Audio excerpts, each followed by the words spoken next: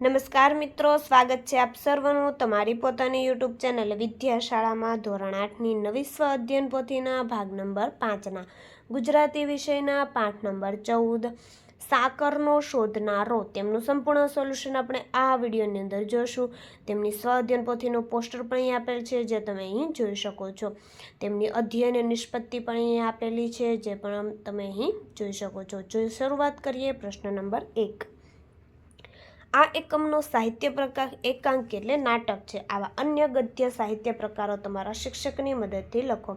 હાસ્ય નિબંધ, નવલકથા, આત્મકથા, લોકકથા, નિબંધ, બોધકથા, પ્રવાસલેખ, નાટક, જીવનચરિત્ર, પૌરાણિક કથા। પ્રશ્ન નંબર 2। નીચેના વાક્યો કોને ઉદ્દેશીને કહેવામાં આવ્યા છે? નંબર 1, તારી માને મોટા ભાઈના પરાક્રમ તો કહે, કિન્નરી। નંબર 2, તું તો હમણાં કૂદકો મારતો હતો, અંજન। નંબર 3, ડાક્ટર સાહેબ, અઠવાડિયામાં તો છોકરો લાશ થઈ ગયો છે, સુરેન્દ્રનાથ। નંબર 4, બાપુ માં કહે છે કે તમે અંજુને મારશો માં, નિખિલ રાય। પ્રશ્ન નંબર 3, જોડણીને કારણે શબ્દનો અર્થ બદલાઈ જાય છે। આવા અન્ય શબ્દો લખો અને એના અર્થ મુજબ વાક્ય બનાવો। જોઈએ આપણે નંબર 1, પાણી જ।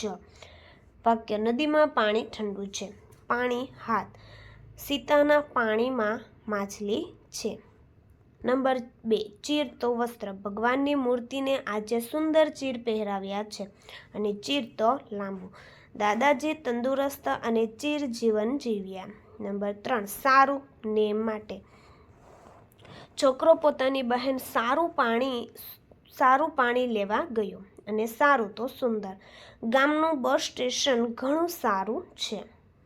વિદ્યાર્થી મિત્રો, ધોરણ 3 થી 8ની જે નવી સ્વાધ્યાયન પોથી આવી ચૂકી છે 2024-25, જેના બધા જ ભાગના તમામ વિષયના સોલ્યુશનની પીડીએફ અને બુક મેળવી શકો છો। બુક મેળવવા માટે આ કોન્ટેક્ટ નંબર પર કોન્ટેક્ટ કરી શકો છો અને પીડીએફ આપણી એપ્લિકેશન ઓશન કોચિંગ ક્લાસીસ પરથી મળી જશે। પ્રશ્ન નંબર 4, એકમના આધારે નીચેના પ્રશ્નોના જવાબ લખો। નંબર 1, તમને આ નાટકનું કયું પાત્ર ગમ્યું, શા માટે?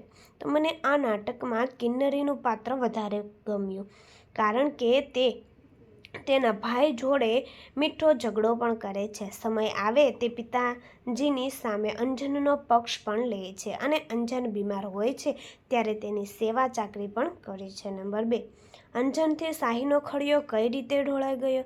તો અંજન નિરાશ થઈને ખુરશીમાં પડે છે ત્યારે તેનો હાથ અથડાતા લાલ શાહીનો ખડિયો ઢોળાઈ જાય છે। નંબર 3, અંજનની જગ્યાએ તમે હો તો શું કરત?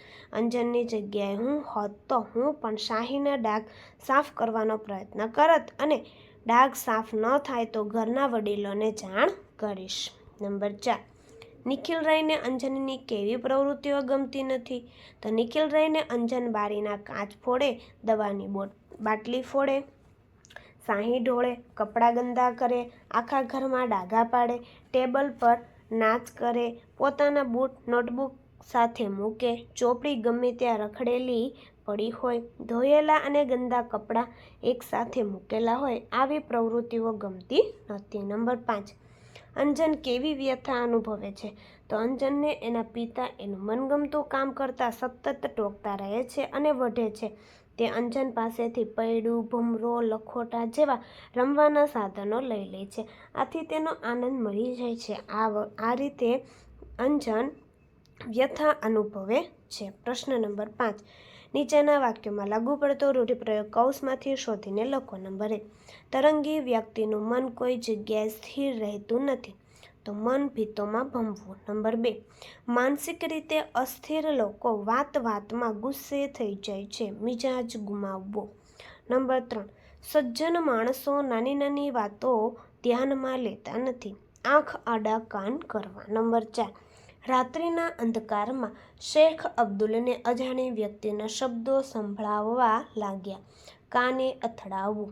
નંબર 5, પોલીસના થર્ડ ડિગ્રી રિમાન્ડમાં પણ તે મૂંગો રહ્યો, મોઢામાં મગ ભરવા।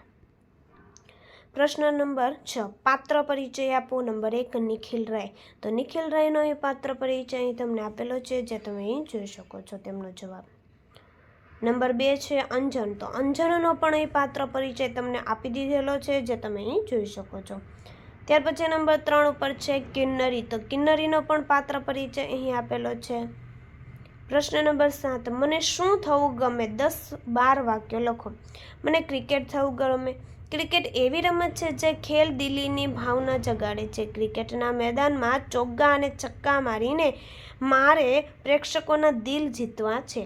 મને મહેન્દ્રસિંહ ધોની જેવા કેપ્ટન બનવાની ઈચ્છા છે. મારે સચિનની જેમ ક્રિકેટ જગતમાં નામ કમાવવું છે. મારે વિરાટ કોહલી જેવી ફિટનેસ કેળવવાની ઈચ્છા છે. ક્રિકેટ રમવાથી શરીર સ્વસ્થ રહે છે. ભારતમાં ઘણા બધા લોકો ક્રિકેટની રમત જુએ છે, તેથી મને ક્રિકેટર બનવાનો ઉત્સાહ વધે છે. ક્રિકેટ એ આખા વિશ્વમાં રમાતી રમત હોવાથી વિશ્વના બધા દેશોમાં જવાનો મોકો મળે છે.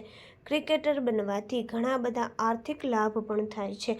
આમ ક્રિકેટર બની હું મારો શોખ પૂરો કરવા માંગુ છું. પ્રશ્ન નંબર 8, નીચેની જાહેરાત વાંચો, સમજો અને પ્રશ્નોના જવાબ આપો. તો અહીં તમને જાહેરાત આપેલી છે, જે તમે અહીં જાહેરાત જોઈ શકો છો. જે તેમના પ્રશ્ન નંબર 1, આ જાહેરાત શાની છે? આ જાહેરાત ધીંગામસ્તી નાટક જોવા માટેની છે. નંબર 2, અશોક પાસે 100 રૂપિયા છે તો તે કઈ કઈ ટિકિટ લઈ શકશે? અશોક પાસે 100 રૂપિયા છે તો સિલ્વર અને ગેલેરીની ટિકિટ ખરીદી શકશે. નંબર 3, આ જાહેરાતમાં ક્યાં ક્યાં લોન વર્ડ્સ વપરાયા છે? ટિકિટ, ગોલ્ડન, સિલ્વર, કોમેડી અને ગેલેરી લોન વર્ડ્સ છે.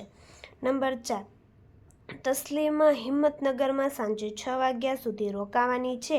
શું તે નાટક જોઈ શકશે? કેમ?